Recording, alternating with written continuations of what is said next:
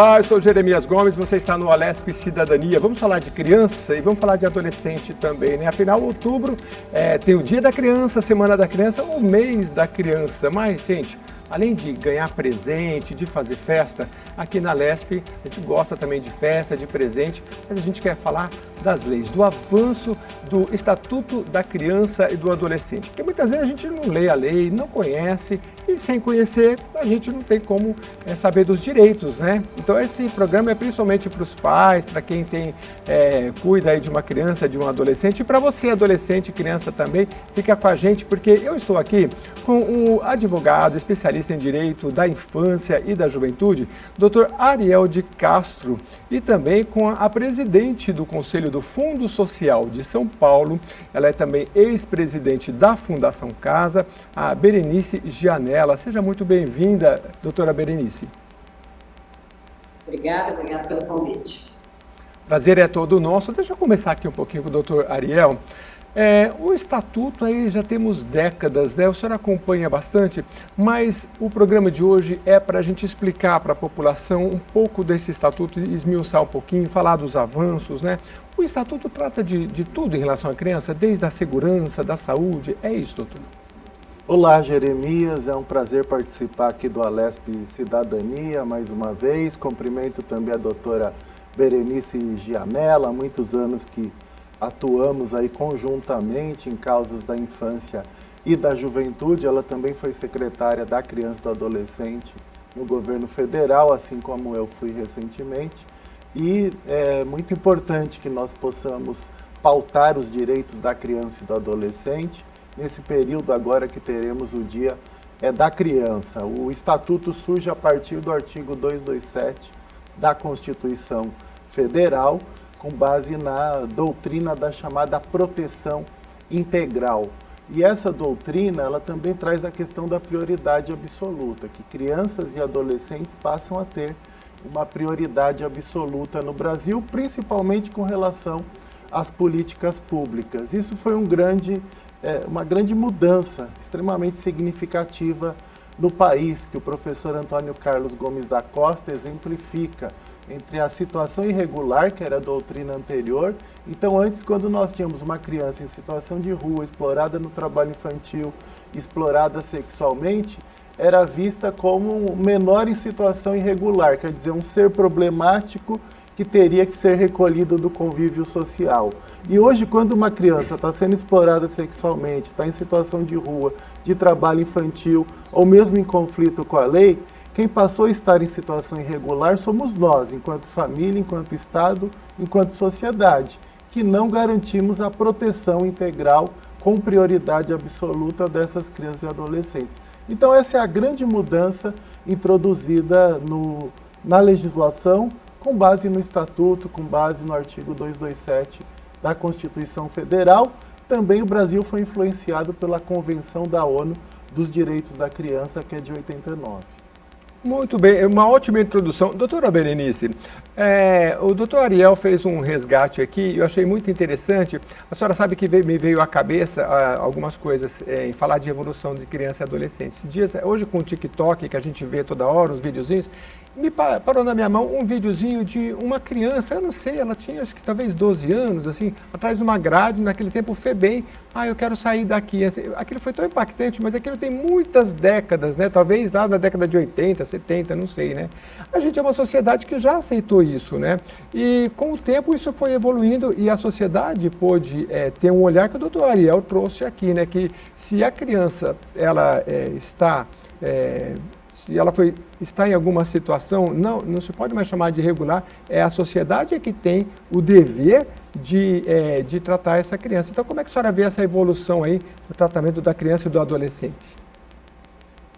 Bom, como bem colocou o Ariel, a gente teve uma grande virada de página com a Constituição de 1988, que colocou a criança como prioridade absoluta dentro das políticas públicas, dentro do orçamento, dentro da legislação, e com o Estatuto da Criança e do Adolescente, que é uma lei de 1990, que foi tida à época e é considerada até hoje como um grande avanço, né? Uma grande lei que proporcionou um belíssimo diploma legislativo dentro da legislação brasileira. Você citou essa foto aí, essa mudança da Constituição e depois do Estatuto da Criança e do Adolescente fez com que o Estado tivesse que mudar totalmente o atendimento que proporcionava a essas crianças e adolescentes. Então, antigamente, quando vigorava a questão da situação irregular do menor, como a doutora Ariel colocou, essas crianças que estavam na rua em situação irregular, elas iam para a antiga FEBEM, que era a Fundação Estadual do Bem-Estar do Menor, e ficavam lá em grandes casas, sendo cuidadas pelo Estado. Muitas delas afastadas dos seus lares, das suas famílias. Então, a FEBEM, antigamente, ela cuidava tanto da criança dita abandonada, que está em situação irregular, quanto do adolescente autor de ato infracional. Depois, com a mudança do Estatuto, a FEBEM, que depois se transformou na Fundação Casa, passou a cuidar apenas dos adolescentes autores de ato infracional. E as crianças que foram afastadas dos seus lares, que viviam em alguma situação de exploração sexual, alguma situação de violência, passaram a ser recebidas pelas prefeituras em unidades pequenas, em centros pequenos, com atendimento individualizado, sempre pensando no todo, né? Quer dizer, o que essa criança precisa? Ela precisa de saúde, ela precisa de educação, ela precisa de atendimento, ela precisa de assistente social, de psicólogo. Então, o ECA realmente foi uma grande revolução. Acho que o país foi uma das políticas que mais teve mudanças nos últimos 30, 40 anos. E agora, né, já que o Estatuto já está muito maior de idade, a nossa preocupação é sempre pensar em novas pautas e aperfeiçoar o que já tem, né? Não há muito tempo atrás começou a se falar da primeira infância, que vai dos 0 aos 6 anos. Teve toda uma preocupação com a questão da primeira infância. Então, o Estatuto serve como norte, a Constituição serve como norte, mas a gente precisa sempre inovar, buscar outras soluções para que, de fato, a criança e o adolescente sejam vistos como prioridade dentro das políticas públicas no Brasil. Aliás, política de primeira infância, se você tem interesse, aqui a deputada Marina Elô foi autora de uma lei que trata da política da primeira infância no estado de São Paulo, teve também antecedido um pouquinho por essa política da capital paulista. Muito esclarecedora a questão aí da doutora Berenice. Agora passar um pouquinho para o doutor Ariel. Doutor Ariel, o Estatuto ele trouxe uma priorização dos direitos da criança e do adolescente. O que significa isso? Como era e como é hoje?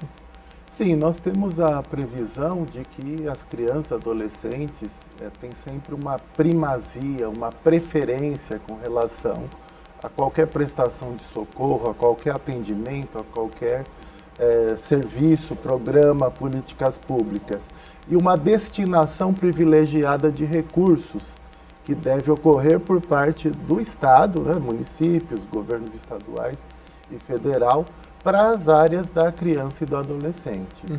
E claro que isso ainda não é uma realidade, nem sempre os programas sociais de inclusão de crianças e adolescentes acabam tendo essa prioridade. Ainda é uma batalha muito grande. O Brasil, infelizmente, é um dos países mais perigosos para suas crianças e adolescentes. Uhum. Nós temos hoje uma realidade de em torno de 18 milhões de crianças e adolescentes passando fome, de 32 milhões de crianças e adolescentes na miséria e na pobreza, que representa 60% dessa população hoje no Brasil. Temos 107 crianças e adolescentes estupradas todos os dias no Brasil e temos 20 crianças e adolescentes assassinadas. Além disso, nós tivemos muitos retrocessos nos últimos anos, principalmente nos últimos 4 anos, e também, claro, que a pandemia colaborou com esses retrocessos. O aumento da evasão escolar, números oficiais mostram em torno de 10% de aumento de evasão escolar no período da pandemia e pós-pandemia, quando as aulas também foram suspensas. O aumento da violência doméstica também. Nós tivemos números que dobraram de violência contra crianças e adolescentes entre 2021 e 2022, de 55 mil para praticamente 100 mil. Então isso mostra os vários desafios que nós temos ainda para, de fato, as crianças e adolescentes terem uma proteção integral, serem tratadas com uma prioridade absoluta.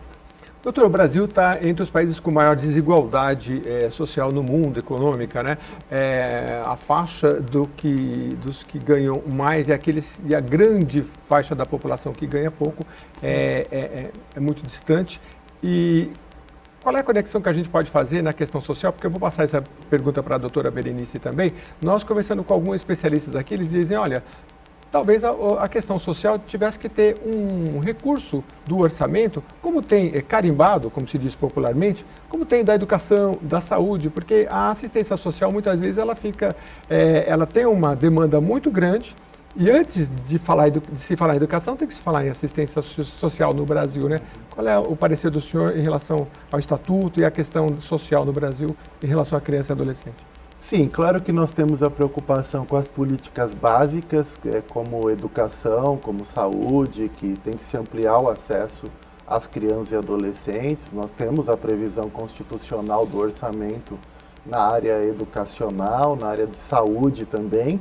E claro que na área educacional a maioria dos atendidos são as crianças e adolescentes. Mas é pertinente também, e com certeza a doutora Berenice tem até mais propriedade que eu, porque já foi secretária de assistência social aqui da capital paulista, sobre essa necessidade de também termos uma previsão constitucional na Constituição do Estado, na Constituição Federal e também nas leis orgânicas municipais sobre, então, essa previsão aí orçamentária de recursos, né, como nós temos aí na área de educação e de saúde, né, algo carimbado, algo que tem que ser cumprido por todos os gestores públicos sob pena de responderem com base na improbidade administrativa ou crime de responsabilidade. Então é necessário realmente nós termos esses percentuais também para a área da assistência social. Mas é claro que a gente quer evitar que as pessoas precisem da assistência social. Esse é o papel principal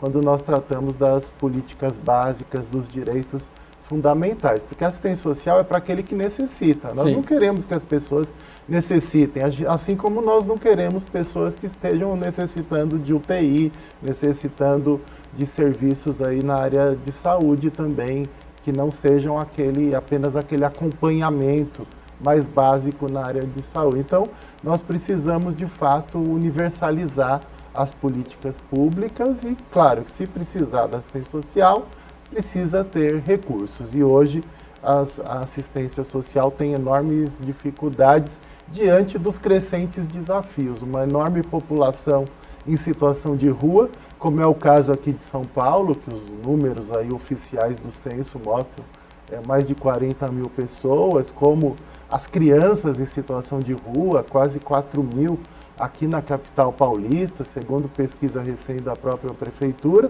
e essa é uma realidade do Brasil todo. E diante desses desafios, nós precisamos de mais recursos para assistência social. Muito bem. Doutora Berenice, se puder complementar, por favor.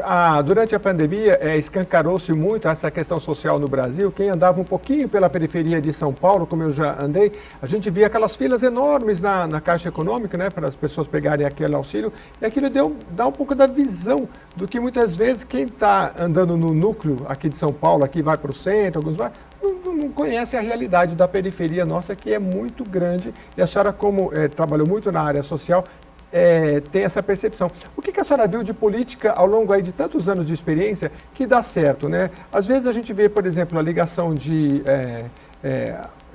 a questão da criança estar indo na escola e estar presente na escola, matriculada, vincular uma questão social, né? O que tem dado certo que a senhora tem visto aí nos últimos anos em relação à assistência social para a criança e adolescente?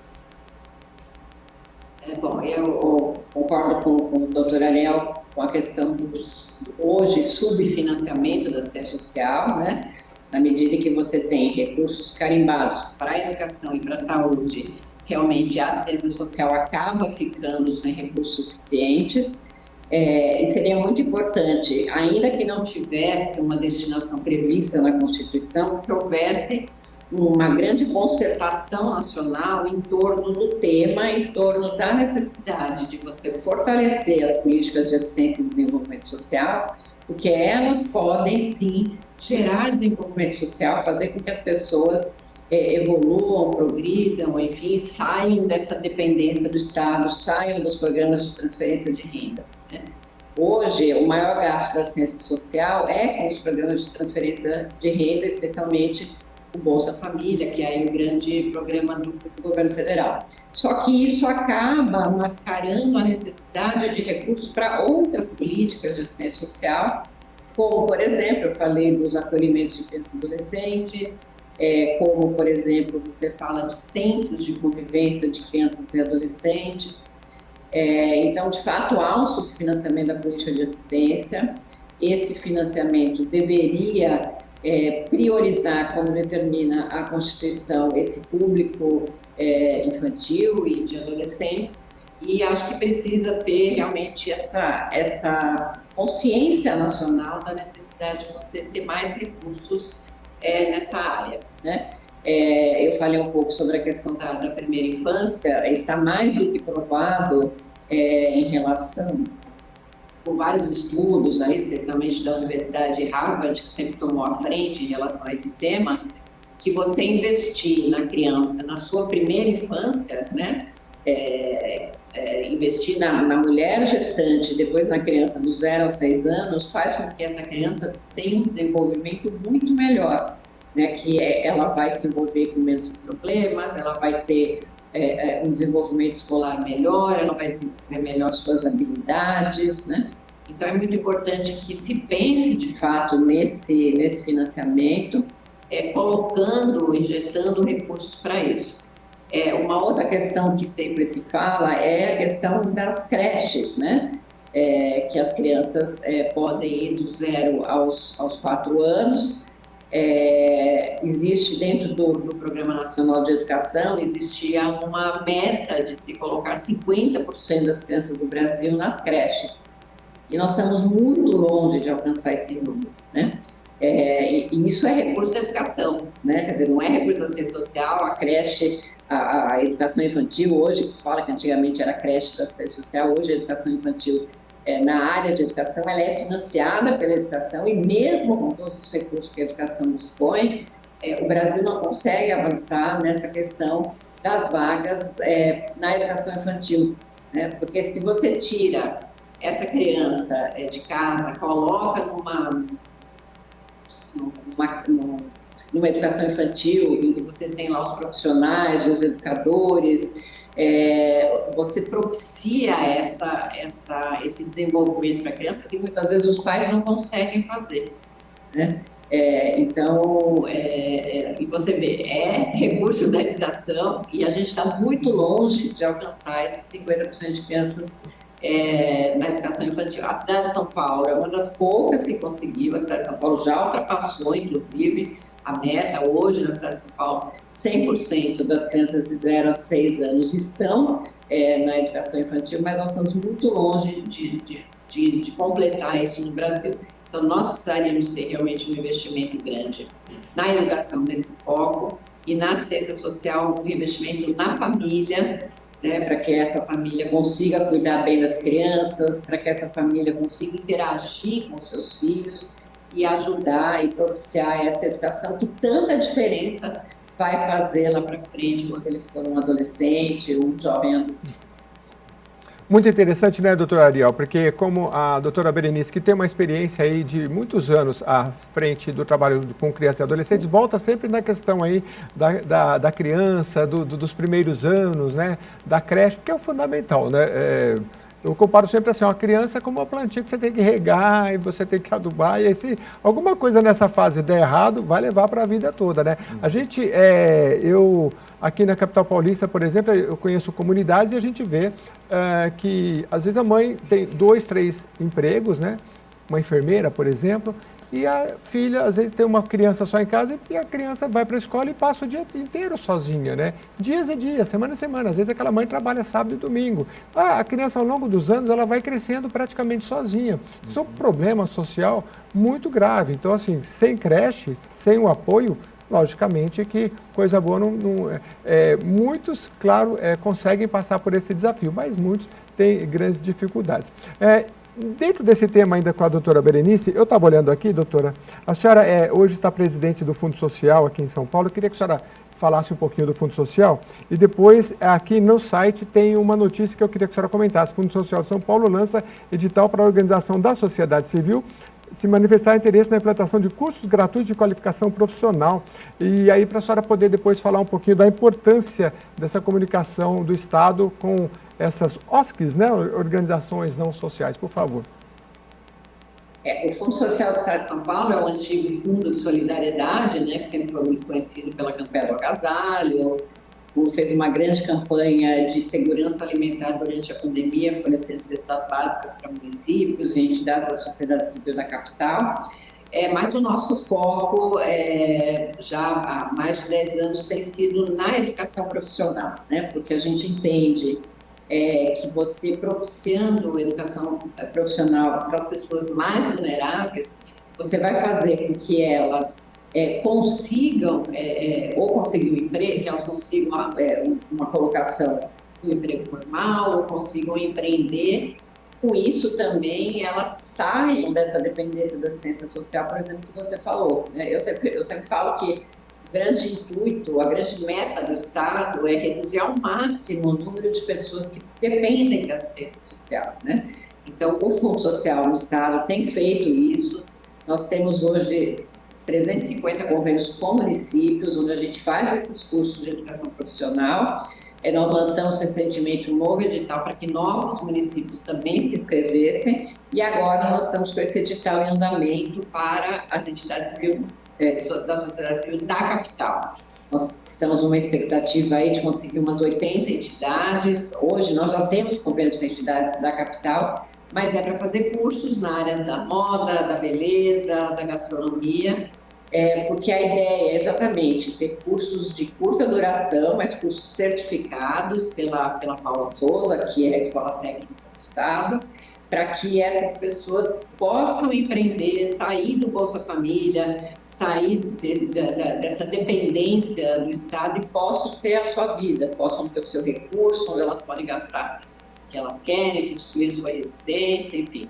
Então, o Fundo Social tem feito um trabalho bastante grande nessa área, nós temos parceria com o Senac, com o Sebrae, com a Paula Souza, como eu citei, e a ideia é sempre essa, né? Atender as pessoas mais vulneráveis, porque a gente atende, como os nossos cursos são cursos de curta duração, né? Mas cursos certificados, a gente atende pessoas com alta vulnerabilidade social. Então, a gente atende mulheres vítimas de violência, a gente atende mulheres carentes, mulheres que têm muitos filhos, e a ideia é exatamente que essas pessoas possam empreender ou possam conseguir um emprego formal para que elas saiam dessa dependência da política de assistência social. Muito bem. Doutora, como é que funciona? Porque geralmente cada município tem o seu fundo social também, né? Mas o Estado ele tem convênios, né? Então, para quem está ouvindo a gente, sei lá, em Pirassununga, né? Eu quero saber como é que funciona na prática, como é que entra em contato, que tipo de convênio que tem a assistência social do Estado e o município? O Fundo Social, a gente, no Estado, a gente tem convênio com os municípios, através dos fundos municipais, normalmente, quase todos os municípios têm fundo municipal, quando não tem, a gente vai diretamente com a prefeitura, e aí esses municípios manifestam interesse em ter o curso, eles se inscrevem no edital, que a gente publica de tempo em tempos, e aí a gente repassa recursos para o município para que ele compre todo o material necessário para o curso e contrate um professor monitor para ministrar essas aulas. Aí a gente tem um controle de frequência, enfim, essas pessoas terminam o curso sendo certificadas, saem com um certificado que pode propiciar o emprego, né? Então, as pessoas que têm interesse, elas devem procurar os fundos dos municípios, porque é com eles que nós fazemos essa parceria. E os fundos municipais, além das parcerias conosco aqui do Estado, eles também conseguem parcerias com o próprio Sebrae, com o Senac, com o Senai, e normalmente esses cursos são destinados realmente a pessoas mais vulneráveis, né? As pessoas que têm, às vezes, até dificuldade, têm baixa escolaridade, enfim, têm dificuldade de acessar cursos mais tecnológicos, mas esses cursos são abertos exatamente para as pessoas mais vulneráveis e mais carentes. Então, pessoa que está em casa, que mora, como você disse, em Pirassununga, enfim, ela deve procurar o seu município, o Fundo Social.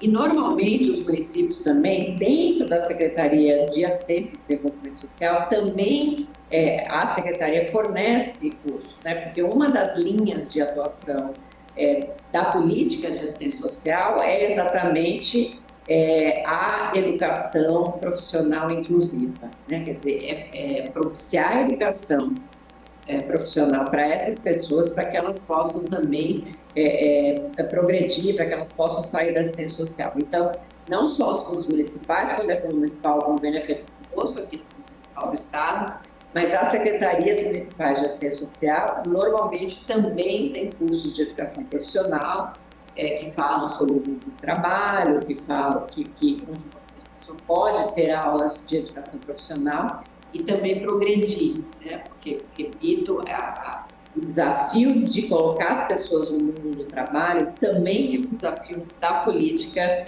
nacional de assistência social.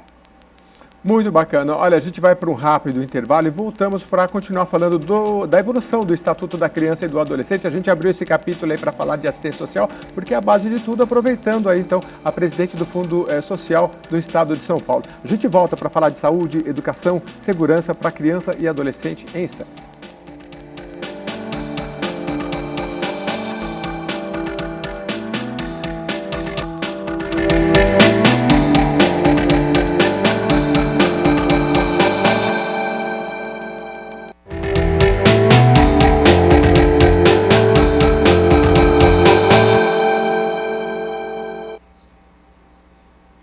Estamos de volta no Alesc Cidadania. A gente está aí no mês da criança, mas aqui na Assembleia Legislativa de São Paulo, claro, a gente está tratando aí de questões fundamentais dos direitos e dos deveres, claro, também, das crianças e dos adolescentes. Eu vou voltar aqui com o nosso convidado Ariel de Castro, doutor Ariel, que é advogado especialista em direito da infância e da juventude. Doutor, 3 décadas praticamente aí do Estatuto da Criança e do Adolescente ou mais. Eu queria que o senhor pontuasse quais são os direitos das crianças e dos adolescentes mais violados. Nós temos, por exemplo, abuso, exploração sexual, trabalho infantil, violência doméstica, situação de rua, falta de acesso à educação. Claro que cada comunidade, cada local vai ter a sua realidade, mas o que salta mais aos olhos aí do que a gente não tenha evoluído tanto aí nessas décadas? Sim, a doutora Berenice citou a questão das creches, né, que nós não temos nem 50% de crianças e adolescentes atendidas no Brasil, temos aí em torno de 30%, o que é um direito da criança que está num período crucial de desenvolvimento, aqueles anos iniciais, e é um direito dos pais, do pai, da mãe, do responsável que precisa trabalhar. E nós não estamos conseguindo ainda garantir. Nós conseguimos universalizar o ensino fundamental, o que é positivo. Isso se deu a partir do Estatuto da Criança e do Adolescente, da atuação dos conselhos tutelares, das promotorias da infância e da juventude. Nós também precisamos de ter mais serviços voltados a atender as crianças e adolescentes vítimas de violência. Nós temos um aumento das situações de violência no próprio Disque 100, aumento das denúncias no Brasil, como eu exemplifiquei, de 55 mil para 100 mil entre 2021 e 2022, mas ainda não temos um sistema que funcione adequadamente, né? Nós temos índices de retornos do próprio Disque 100 em torno de 15%, quer dizer, a gente não, em 85% dos casos não sabemos se de fato providências foram tomadas para proteger as crianças, para o caso ser apurado, para a criança também passar por atendimento psicológico, social, para superar os traumas diante daquelas situações de violência. Então nós precisamos de centros de referência da criança e do adolescente, no meu entendimento, além dos centros de referência da assistência social, precisamos de equipamentos mais especializados nessa área e serviços específicos para atender as crianças e adolescentes vítimas de violência. Além de superar essa questão da fome, que atinge dos 18 milhões aí de crianças e adolescentes, da miséria, da pobreza, que atinge 32 milhões de crianças e adolescentes, nós temos também a questão que a doutora Berenice ressaltou, do atendimento de famílias, que precisa ser mais qualificado, a questão do fortalecimento de vínculos, porque se nós temos uma criança em situação de risco, nós sempre temos uma família também em situação de risco. Então temos que garantir a inclusão social dessas famílias para evitar que crianças e adolescentes estejam em situação de risco. Temos a volta do Bolsa Família, que agora está exigindo, né, a questão da vacinação infantil, que nós tivemos uma queda muito grande da vacinação infantil, inclusive em razão de pregações negacionistas até de autoridades públicas, de 97% de imunização para 70%. Então agora que foram retomadas as campanhas de vacinação, a obrigatoriedade também, as escolas cobrando, e no próprio Bolsa Família também, para estar a família inserida, precisa comprovar a vacinação. E a matrícula escolar também, que é uma forma também de diminuir a evasão, mas tem que ter também a busca ativa, tanto daquelas crianças que nunca foram à escola, como aquelas que deixaram a escola. Eu sempre digo que o primeiro sinal de alerta que uma criança está em risco, envolvimento com drogas ou com ato infracional, é quando ela deixa a escola. Então é nesse momento que toda a rede de proteção social, junto com a educação, junto com a saúde, precisam atuar. A doutora Berenice sabe muito bem que quando chega na adolescência e depois se envolve com ato infracional, é muito mais difícil e muito mais caro para ressocializar. Enquanto uma criança vai custar R$600 por mês na escola, no ensino fundamental, ele vai custar 10 mil por mês na Fundação Casa, por exemplo. E a ressocialização, a inclusão educacional, social é sempre mais difícil. E é dramático também, a doutora Berenice sabe muito bem, quando a gente vê que a primeira vez que um adolescente de 14, de 15, 16 vai ter um atendimento dentário, ou vai ter um atendimento de saúde, ou vai entrar numa sala de aula, às vezes é dentro da unidade da Fundação Casa, dentro da unidade de internação. Isso não só em São Paulo, no Brasil todo, que eu tive a oportunidade de visitar nos últimos meses. Então, é uma realidade inaceitável. Nós temos que primeiro garantir, então, todos os direitos às crianças e adolescentes, que daí nós não teríamos praticamente adolescentes envolvidos com os atos infracionais, se esses direitos fossem garantidos, se os programas, serviços, as políticas básicas funcionassem. Doutora Berenice, quer complementar? Essa questão da vulnerabilidade da criança é essencial, né? Porque, assim como os idosos, as crianças estão dentro de casa, estão longe das vistas da sociedade, e aí quando é vítima de uma violência, por exemplo, a gente evolui muito na justiça, psicólogos que agora ouvem crianças, né? Tem todo um tratamento diferenciado, né? Mas há muito que evoluir, principalmente nessa questão da violência, né, doutor? Mas fica à vontade para complementar. A questão da violência, quando a gente olha lá os números do Disquem, né, que é o telefone do governo federal, que você pode telefonar para fazer as denúncias, as maiores denúncias são, primeiro, de negligência, né, quer dizer, há um grande número de crianças que são negligenciadas por seus pais, né, por seus parentes, que são responsáveis por seu cuidado e educação. Depois você tem violência psicológica, violência física e violência sexual, nessa ordem, se não estou enganado. A Ariel passou há menos tempo lá no Ministério, talvez tenha esses números um pouco mais próximos. Mas é muito importante que, quando a Constituição fala da prioridade da criança, ela fala que a criança é prioridade do Estado e ela deve ser cuidada pelo Estado, pela família e pela sociedade. Então, as pessoas não podem se omitir quando elas veem crianças em situação de risco, crianças sofrendo violência, crianças abandonadas, crianças negligenciadas, né? Então, acho que essa responsabilização, esse pensamento da sociedade cuidar da criança, ele precisa ser valorizado, precisa ser incentivado, né? Então, a criança que vai na creche, por exemplo, ela consegue, as pessoas no ensino infantil ou mesmo no ensino fundamental, conseguem detectar casos de violência doméstica, né? Os grandes violadores, a grande violência contra a criança, seja violência física, seja violência sexual, ocorre no seio da família, né? Às vezes pelos pais, por parentes próximos, por vizinho próximo. A violência contra a criança ela é essencialmente no seio da família. Então, é muito importante, como eu disse lá atrás, trabalhar com a família, e é muito importante que haja uma atenção na sociedade em relação a isso, né? Você é um vizinho, você escuta, você tem a obrigação de denunciar, né? A gente tem os conselhos tutelares, que precisam ser aperfeiçoados, mas, enfim, que estão aí, que é um modelo criado pelo Estatuto da Criança e do Adolescente, que são conselheiros, que são eleitos a cada 4 anos. Nós tivemos esse final de semana passada a eleição dos conselheiros, que nós subimos muito bem, que são as pessoas que estão mais próximas, que estão nos bairros, nas comunidades, e que devem receber essas denúncias, devem encaminhar essas denúncias, né?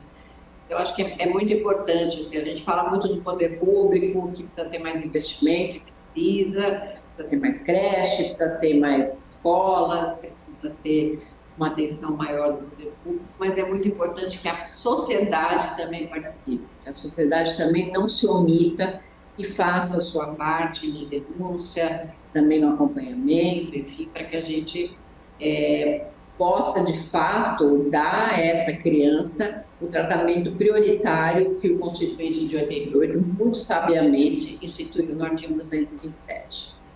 E a gente vê, na minha experiência que eu fiquei na Fundação Casa, era muito comum, quando você pegava um adolescente que praticava crimes sexuais ou crimes muito violentos, quando você ia estudar a história de vida dele, né, nós tínhamos lá psicólogos e ciências sociais que estavam sempre em contato com esse jovem, quando eu ia estudar a vida dele, invariavelmente ele tinha sido vítima de violência na infância. Então, a criança vítima de violência, ela tende a reproduzir o comportamento do qual ela foi vítima. Então, na verdade, quando a gente não consegue estancar isso, quando a gente não consegue tirar a criança desse ambiente, quando a gente não consegue, enquanto Estado, família ou sociedade, cuidar dessa criança, a tendência de se reproduzir essa atuação por gerações é simplesmente dramática. Muito interessante sim, isso, né, que ela trouxe, né, doutor? Sim. Porque a criança vítima, ela já tem essa questão de reproduzir, e o professor, muitas vezes, ele tem que estar preparado, né, para tentar reverter. Claro que não é papel do professor somente, né, é dos pais, é de toda a sociedade.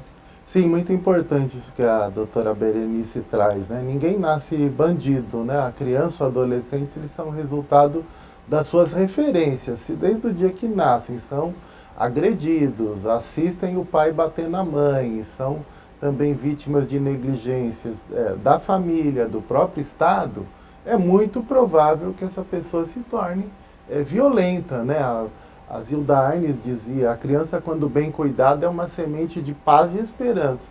Agora, se for mal cuidada, se for agredida, violentada, é possível que ela acabe repercutindo isso que ela sofreu. E quem nunca teve sua vida valorizada, dificilmente vai valorizar a vida do outro. Então, é fundamental nós investirmos realmente nessa prevenção desde os primeiros dias de vida, né? O que vocês trazem aqui me lembra muito uma psicóloga que esteve recentemente aqui falando de violência doméstica, aqui na Assembleia Legislativa de São Paulo. Ela dizia da linguagem da violência. Ela falou, olha, em muitos casais a linguagem é violenta, não só a linguagem verbal, mas a linguagem também da própria violência física. Então, eles vivem num ambiente de grande violência, né? Às vezes, não só do verbal, como eu disse, mas também um ambiente que é muito mais grave e que às vezes a gente, no dia a dia, a gente não percebe porque não está dentro daquele núcleo familiar. Às vezes a violência psicológica, ela gera mais traumas e mais sequelas do que propriamente a violência física, né?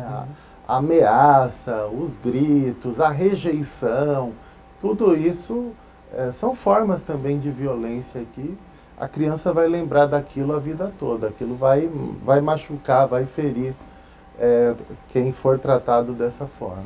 Doutor, a criança e o adolescente, principalmente quando ele vai chegando na fase de começar a ter que trabalhar e ter uma certa independência, ela carece muito de uma certa orientação, né? Porque a criança, às vezes tem um ditado que diz, ninguém pode dar o que não tem. Então, às vezes o pai dá o que pode, tanto financeiramente quanto de entendimento do que ele fala, meu filho, você vai por esse caminho e não vai, né?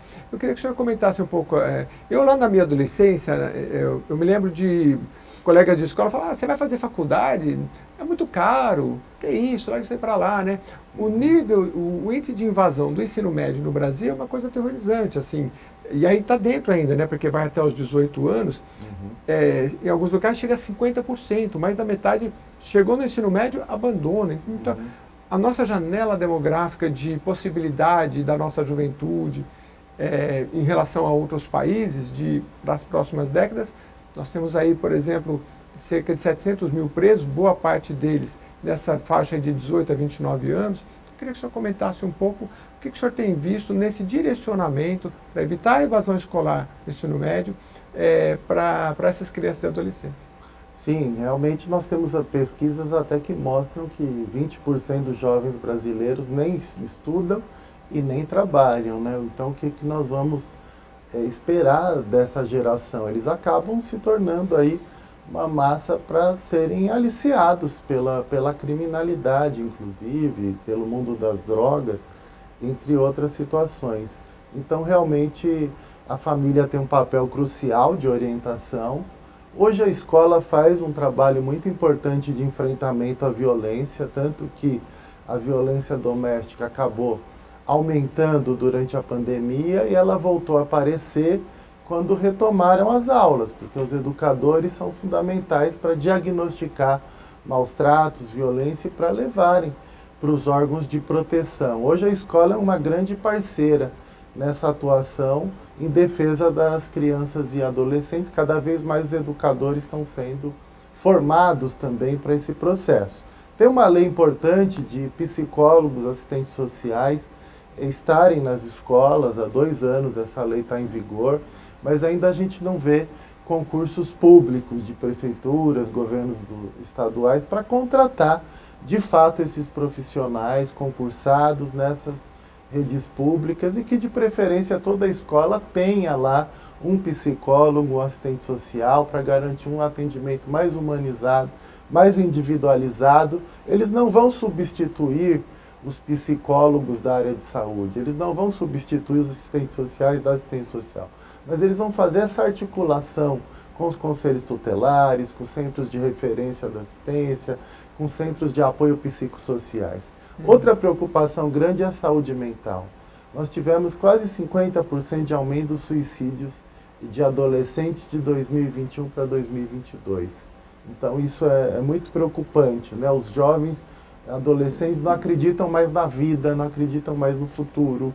E claro que todo esse ódio disseminado muitas vezes por redes sociais, a informática é extremamente importante e muita coisa facilita a nossa comunicação, como a doutora que está participando aqui online do programa, mas por outro lado a internet também tem ampliado discursos de ódio, né, de intolerância, de racismo, várias formas de discriminação e também citações à violência, que tem também gerado casos aí nas escolas. Então é muito preocupante todo esse cenário. Claro que o Estatuto ele veio se atualizando nesses anos todos. Em 90 não tinha internet.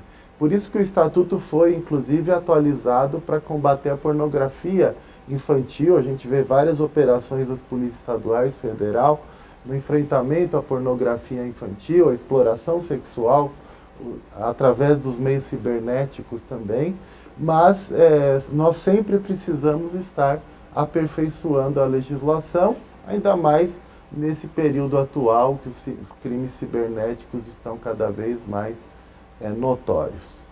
Muito interessante. O senhor falou aí, eu me lembrei, por exemplo, que no Brasil, e claro, vai depender da lei de cada país, e as leis brasileiras, no caso do ECA, são leis consideradas muito evoluídas, muito importantes, né? Então, quando você vai subir um vídeo, por exemplo, ele já te pergunta, esse vídeo é para criança, não é? Se nós não tivéssemos uma legislação assim no Brasil, provavelmente isso...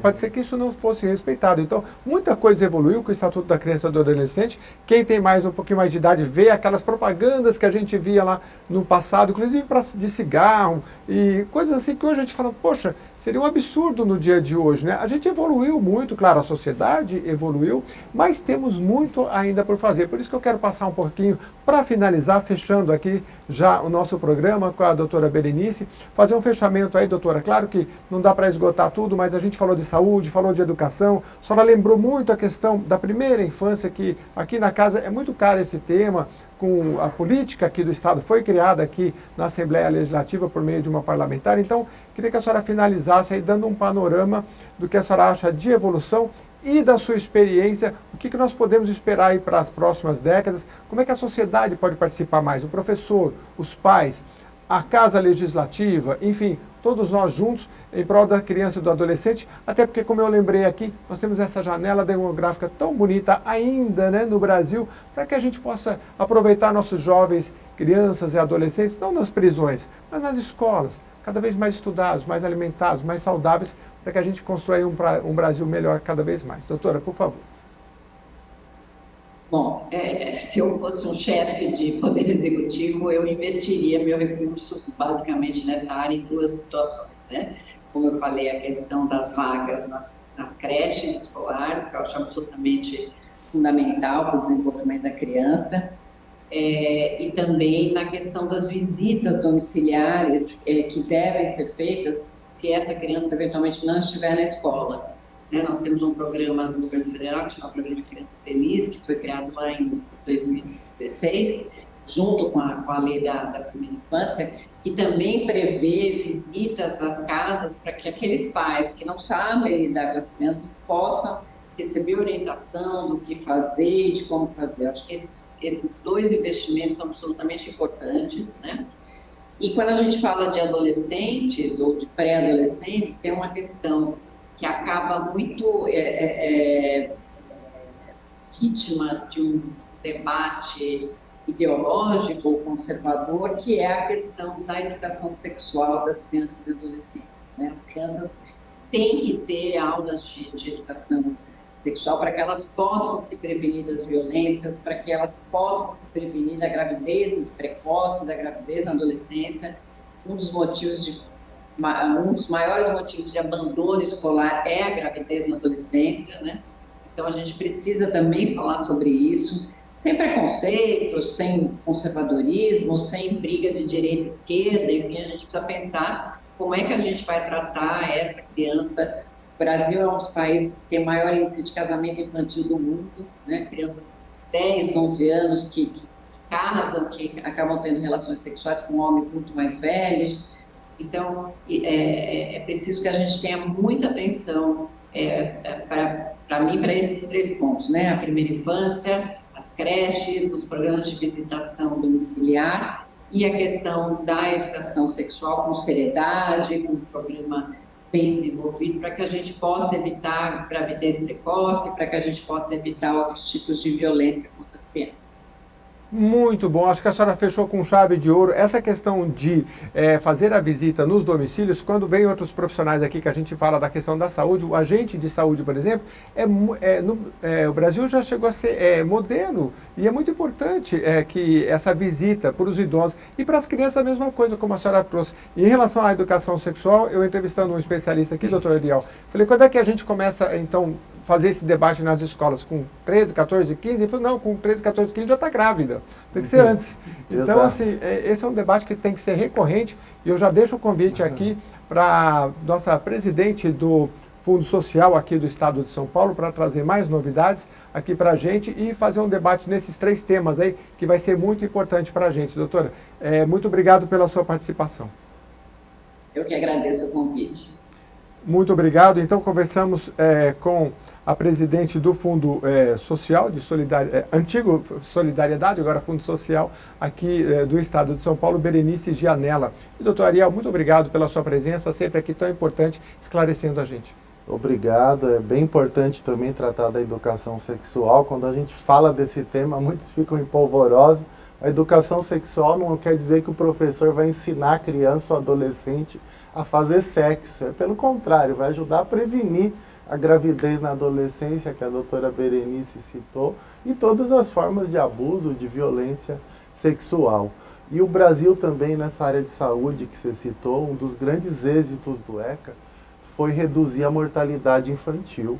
Nós tínhamos, na época que o ECA foi criado 50 mortes para cada 1.000 crianças que nasciam. Hoje nós temos 13 mortes para cada 1.000, então houve uma diminuição muito grande, mas infelizmente essa morte é prorrogada porque muitos adolescentes estão sendo assassinados, né? 20 crianças e adolescentes assassinados por dia. Então as prioridades eu acho que é atualmente enfrentamento à fome e essa questão dos homicídios, da violência e a situação de rua também, que atinge as crianças e adolescentes que estão junto com o trabalho infantil, né, que temos que também enfrentar e erradicar. Obrigado novamente, Jeremias, prazer de estar também com a doutora Berenice Gianella, que eu tenho muito apreço pelo trabalho que ela realiza, inclusive realizou na Fundação Casa de São Paulo, gerou uma grande mudança no sistema paulista na época e sempre aqui à disposição da TV Assembleia. Obrigado. Muito obrigado a você que acompanhou a gente até agora. Mês das Crianças, como eu iniciei o programa, é bom presente, é bom muita festa, mas aqui na Alesp você sabe mais sobre os seus direitos e como orientar a sua criança e o seu adolescente também. Espero que esse programa tenha sido produtivo para você. Mande suas sugestões e até a próxima edição.